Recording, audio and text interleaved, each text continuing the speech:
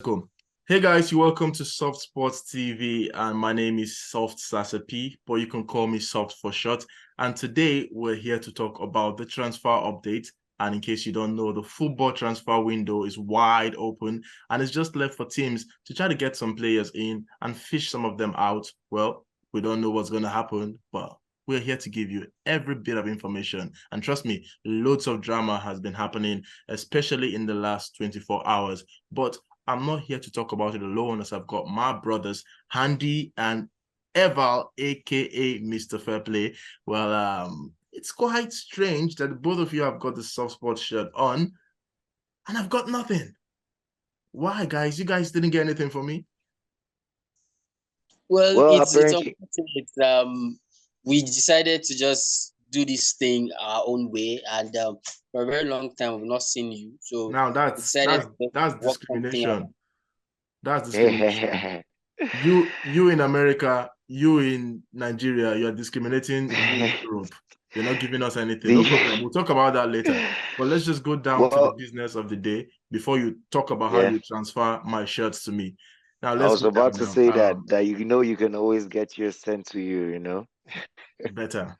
You better do that. Okay, now let's go. So where do we start from now? Loads have been happening, and we're trying to keep this video as short as possible. We're not going to cover everything, as we all know, but we'll just get some of the most interesting. And I'm trying to make it relate to the both of you because, Eval, you are an Arsenal fan. It's no Arsenal fan. It's no news. And your club, the Elephant, you sat on the tree for a long time, but rumor has it The that the branch elephant broke. was too weighty, and then it fell off, Yeah, and then he fell off. and he gave to Caesar what belonged to Caesar. So Most likely. we're gonna talk about Manchester City transfer and Arsenal also, but your Arsenal team will talk about that. And then Handy, you are a Real Madrid fan, and you've acquired one of the best talents in world football right now. So You know we'll talk this. about that. But who are we gonna start with now? I would like to start with the The guy who was elephant on the that fell off tree the tree. for a long time, but he fell. So, Fairplay, what's up? What's going on in Arsenal? Yeah. Well, a lot is going on. But sometimes it's difficult to really say what you read in the media is 100% correct, because there are a few stuff that might be going on behind the scene, and the Arsenal it's to some extent clickbait. Now these journalists, they are just want to. So many reports about players that will be coming, the ones that will be leaving. We're not 100% sure of any of these things, but if there is one that looks very likely to happen, is Kai Havertz. Like, well, surprising. I don't know where that came from, but this is what it is. Like, as I am right now, to be very honest, I'm 50-50. It's a fantastic player, no doubt about that. But considering what has happened around him for the past 2 years and the position he plays, you wouldn't expect an Arsenal team to go all out for Kai Havertz. Okay. But this is Arteta, so we don't know. We just have to learn to trust him. I'll go into that now. So, in case you really didn't get that, it's all over news, all over social media. Yeah, it's already here we go. At the time of this interview, it's almost here we go. Or is it already here we go now? Yeah. It's already here we go. What we have I'll leave it at almost for now. Okay, so Kai Havertz just needs to do his medical. He just needs to do his medical to become an Arsenal player. And in case you don't know who Kai Havertz is, then I don't think you have any business watching this video. But just to be lenient, I'll just tell you who Kai Havertz is, because he's a prolific player, and he's someone who's got a huge Champions League final goal scorer. You're gonna say Champions League because you've won it loads of times, so I understand that. But at least he's a Champions League final goal scorer, so that has not many can say that. Yeah, and he did that before turning 24 years. I mean, he's just 24 years old. Of course. Which is I remember, what's his name now? The French guy, Olivier Giroud. He played his first Champions League game at the age of 25. But he went on to win the World Cup, to win the Champions League. Almost won it the second time. He's won. So Kai Havertz still has a big future ahead of him. And very true. A lot of people have argued that he went to the wrong club. Now, no disrespect to Chelsea, we're talking about how they played football. Sometimes you compare it stylistically. Some players don't really suit some pattern.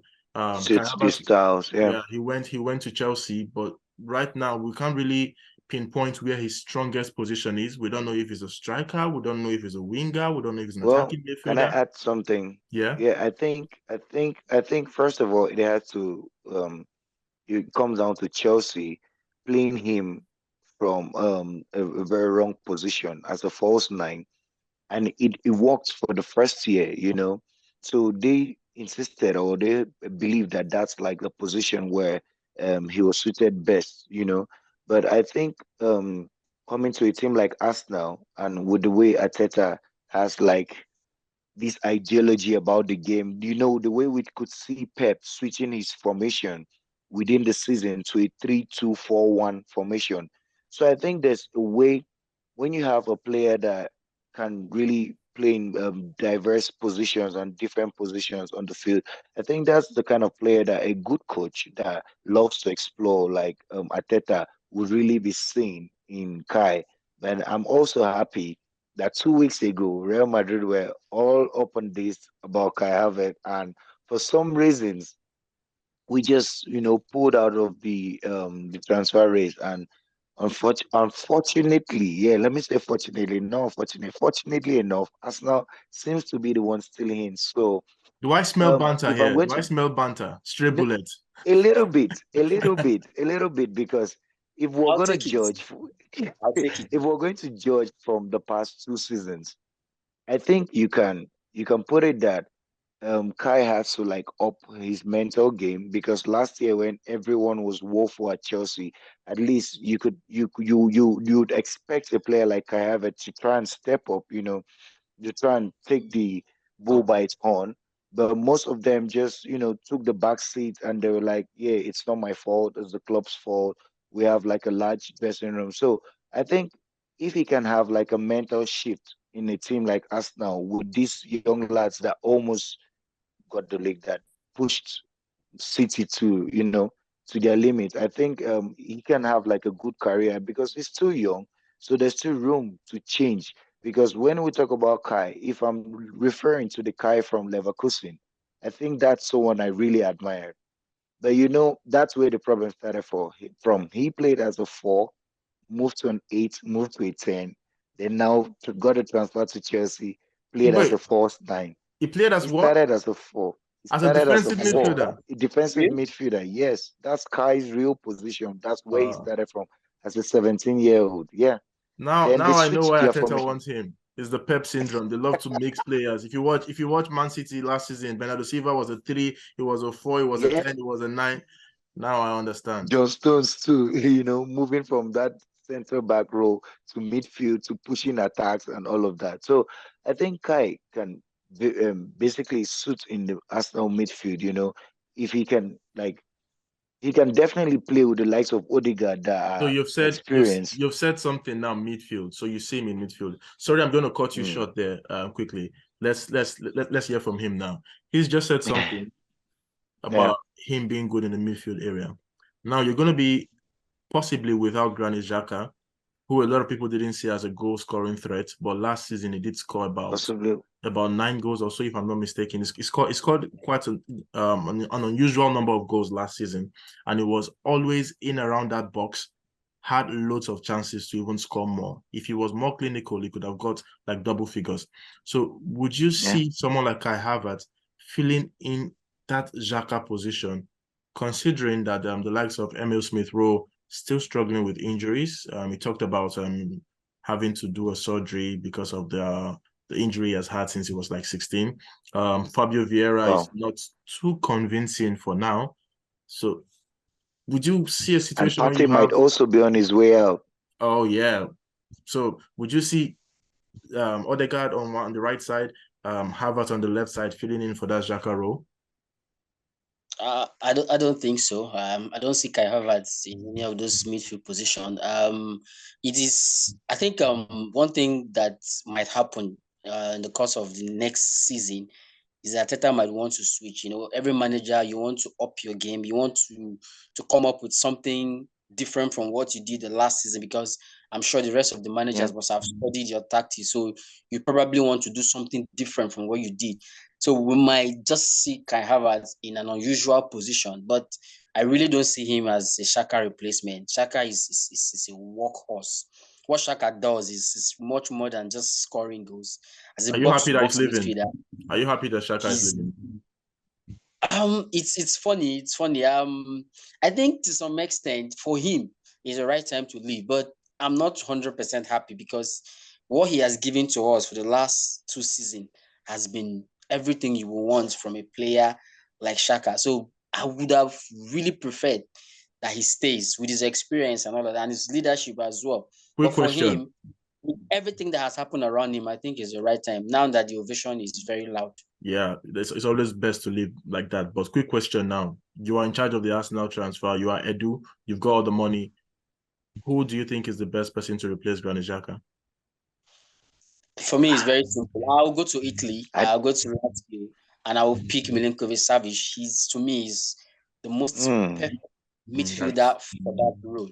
And then the other player I would have picked ahead of him, but that one is very unrealistic. Is Frankie De Jong. That's the kind of player, on a very personal note, I would like to see in that position. But for Frankie De Jong, I don't think that's Baka is ever gonna let go. You stand a better chance of getting Frankie the Old than getting Frankie the Young. Okay, so now we'll just talk for the last part about Arsenal, then we'll move because of time. We'll talk about Xhaka leaving. We'll talk about Kai Havertz potentially coming in. I don't want to say just coming already because we've seen situations where people complete medicals, do photo shoots, and not even sign. So until it's officially announced, maybe by the time the video would have been announced. Are you all right? What's going on? Is that lightning? Whoa. Please, guys. Well, hope you're safe, Everson. All right. Before he comes back, we'll just go to Real Madrid now. So you signed Jude Bellingham. Starboy Jude. How do you feel about funny enough, I'm elated actually because a year ago I had like very long debates, I won't say an argument, they're more like a debate with a Liverpool fan who was bent on the fact that he insisted that Jude would love to play for Liverpool. And I was the opinion that I don't think so. Like I actually believe that this guy has been like a Zinedine Zidane fan, for a long time. And last year he got the opportunity to be invited to Zidane's presidential box in a match that was Real Madrid versus Liverpool. So I think that was like a yardstick for him, picking which club like that he would like feel very comfortable at. And also he's been playing abroad for since he was 17, and he's just 19. And I think 19, yeah. He started playing professional football at 17. Like he's been around for almost how many years? What was I doing at 19? Don't worry, forget about the answer. Now, the question you should be asking is, what were you doing at 17? Because he was already playing. So the thing is, I admired his confidence, first of all, as a 17-year-old boy going abroad, to settle in. That's like a decision that most British players don't take. And that was like one of the things that kept on pushing me to believe that there's a possibility of us signing Jude Bellingham. And the good thing about Bellingham now is Bellingham isn't really like a Luka Modric kind of player or a Toni Kroos. I could say he's more like a Frank Lampard, like a goal scorer. Then he has this his dribbling style is more like that of Zinedine Zidane, similar to that comes with this charisma. He knows when to dribble. Yeah, but I think one of his comparing him to Zidane.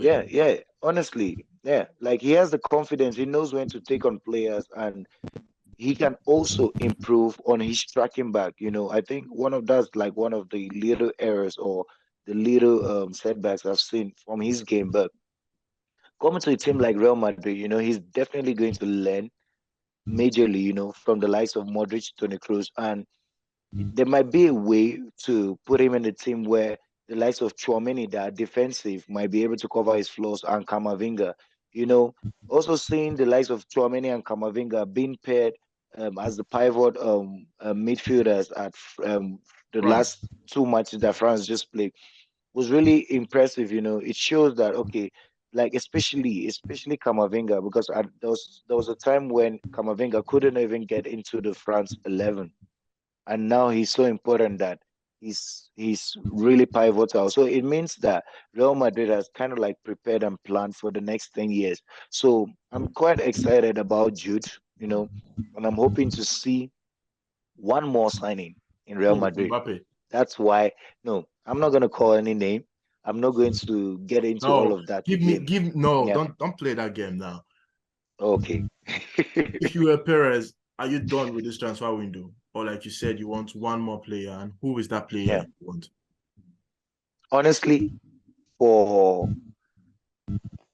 Just say Harry the Kane. That's truth what is, you want. Just say it. see, Just say Harry Kane. the truth is, I was about to say Hurricane, but I also remember how difficult it is to negotiate with Levy, right? That's the total Daniel Levy, yeah. So as much as it's difficult also to buy Mbappe out of PSG at this time, but I also think that he has been smart enough to put the ball in their court. So it's either he's leaving for free next year, or they are going to be forced to sell him this summer. So it's still a long summer. And honestly, if I'm to choose who wears that number 9 jersey, I'm definitely going to say Kylian Mbappe. Okay, But be realistic yeah, now. a realistic option, yeah, it seems to me like Harry Kane. Harry Kane. You take Harry Kane over Victor Yeah. Osimhen. Over? Victor Osimhen. Of course, I will. Anytime, any day. I'm sorry, I'm Nigerian, but I love Osimhen. No. But That's I that. I still mean, think there's time for yeah, him to develop. Yeah. yeah. I still It's think, good yeah. for you to speak like that. So, Yeah. this is one question I want to ask now. Looking at your team last season, there seemed to be Yeah. a problem down the left back position because Oh, you we had to feel that take. with Frank Garcia. Yeah. Yeah. So, are Yeah. you okay with him? I am excited about this signing. That's one player that had like one of his best performances against Real Madrid, against Barcelona, and against Atletico Madrid last season. He even scored Barcelona and Atletico Madrid. And it's always exciting to have a player that you can sell or put out there, like, and have a buyback clause, and you see him excelling, then you get to bring him back. So I'm also excited about Joselu. Not that he's going That's a to be my big starting. that's a big revelation. I Yeah, didn't expect Joselu to make this move. no, but From I'm also, From yeah, Stoke City, looking at what he has been through. Was he not in yeah, Newcastle or something? Then he went yeah. Yeah, He he then went was to in. Newcastle for he him. played to Stoke, so in Yeah, Stoke City. You would have thought this guy is just like a mid player, a mediocre player, but he yeah, picked himself up. I remember he's always a big and player in any big game, especially against the likes of Real and Madrid and Barcelona. And yeah. I'm so happy for him. Also, if you check his numbers has improved as he has gotten old. How old is he? Do you understand? He's 30 or 31 now. 33. 30, 33. Okay, yeah, he's 33. I tell you, he looks And younger. since he turned 30, he has actually been scoring more goals. Like he scored like 14 goals when he was 30, he scored 15 at 31. And last season was Another like his best Aduriz. season. Probably, who knows? Because you could see the likes of Dzeko still doing it at 37. The present Ballon d'Or holder and my Karim Benzema, a player that I'm so pained that he has left us, but we can all understand why it's the So perfect time for Benzema to leave. you just transitioned us into the next topic. Karim Yeah, Benzema, yeah, he has left. It's no longer news. It's almost like stale news now. And yeah. he did a lot for the club. So I've got like two questions. First question, would you consider Karim Benzema as the best center forward in your club's history? Well, I consider Karim Benzema as the best striker in this generation. When I say striker, I'm talking about the likes of Lewandowski, Romelu Lukaku, Ibrahimovic.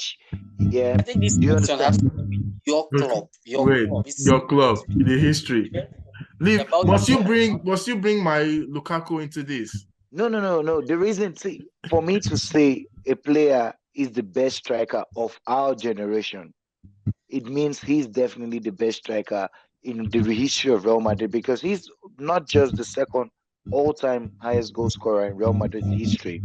But imagine a striker being the assist leader in a club like Real Madrid that's been for 100 plus years, and if you check the contributions that Benzema's had in this past 13 years in Real Madrid, you would understand that this guy has been selfless. He has contributed a lot. He has put himself, like he has taken the back seat when it mattered, and when he needed to take the front seat, he did. And since Ronaldo left us, I can categorically tell you that Benzema has more goals than games for Real Madrid. So he has been exceptional. And when it mattered last season, we all know that last season Benzema was pivotal to Real Madrid winning the 13th. He was a key player. He took us there. He scored a hat trick in against PSG, helped us to defeat the likes of Chelsea. by the way. So yeah, so it just shows you that I'm actually on the fact that Benzema has been like the best striker in the history of Real Madrid. I can categorically say that. Okay, that's good. So we'll just take like a little break because I just got a breaking news while we're talking about this. So breaking news, I just saw this right now, and it's from David Onestein. And he said Newcastle United, they're close to signing AC Milan midfielder Sandro Tonali, your guy. Close to signing Tonali for 70 million euros from AC Milan. Wow. How scared are you? Not just of Newcastle, yeah, but oil money guy, the Saudi Arabia guy, the Arab money guys. Because before we talked about Benzema, I was meaning to like lead, start talking about Benzema, and then we go into what's happening in Saudi Arabia. the Saudi. So sure. Tonali, is going to Newcastle, but let's focus on the major topic now. Today alone, okay, from yesterday to today, Chelsea, like if you're Nigerian, you understand what Okrika market is. When you, like having a black market selling for cheap. Chelsea have kept players like the beckon of the Saudi Arabian guys. Come on, Sheikh, get them. Oh, you want Koulibaly? Take Koulibaly. You want Ziyech? Take Ziyech. Who do you want? Mendy. It's good. Conte. Take him. Who do you want? N'Golo Conte is a World Cup winner. Take him. Who else do you want? Hudson Odoi. He's got a bright future behind him. In consideration. So now, some people are saying that there's a link between Chelsea and Saudi Arabia, allegedly. Yeah. Some have said the Saudi Arabian clubs. Wait, before that, have you guys noticed that it's funny that ever since this move has been happening, what you see on the news is so player is linked to Saudi Arabia. It's almost like it's the country itself that is buying the players, then they assign them to players. So most of the news outlets don't even carry it to say, oh, it's going to Al Nassr or Al Ittihad. Like they just say Saudi Arabia. Linked to the entire Saudi league. A lot of people just feel, oh yeah, just like you're saying, Messi is going to America. We're in America, but that's just an aside. So some people are saying right now that there are some American clubs that are linked with these Saudi Arabia football owners per se, and they are also like shareholders sort of in Chelsea. So they don't know if there's some sort of deal happening. And Chelsea, I think they might be investigated for financial fair play or something. Fair play. They don't know if there's any link there because, of all clubs, why Chelsea just dishing them out? I know Wolves took Ruben Neves, which is I'm quite disappointed in that move from the guy, but He was waiting for the Barcelona move, and with Sergio Busquets leaving Barca, you know that they're definitely gonna get a replacement, another holding midfielder. So I'm surprised that someone who waited last year for one whole year for the Barca move, only for him to just start heading to Al don't Hilal, and I'm like, forget Oscar who played for Chelsea.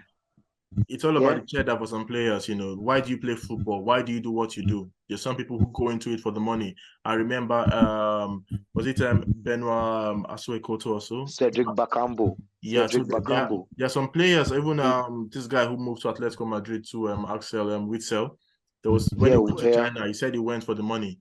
So there are some people who do this as a source of income. They don't just play because they want to win the Ballon d'Or or something. I think, like I just mentioned one, Cedric Bakambu. He was doing well at Villarreal. He got a 70 million move to China, spent 6 years there, now came back to Olympiacos and spent 2 years, and he's heading now to Saudi to make some more money. Cheddar makes it better. So Saudi Arabia now, I don't know if there's any links with Chelsea, but I'm not an investigator to do that. Allegedly, But looking at this trend now, when the China stuff was happening, we were seeing players who were in their retirement age moving. Yeah. Now we are seeing some of their peak ages. Bro, Ruben Neves was born in 97. He's still young.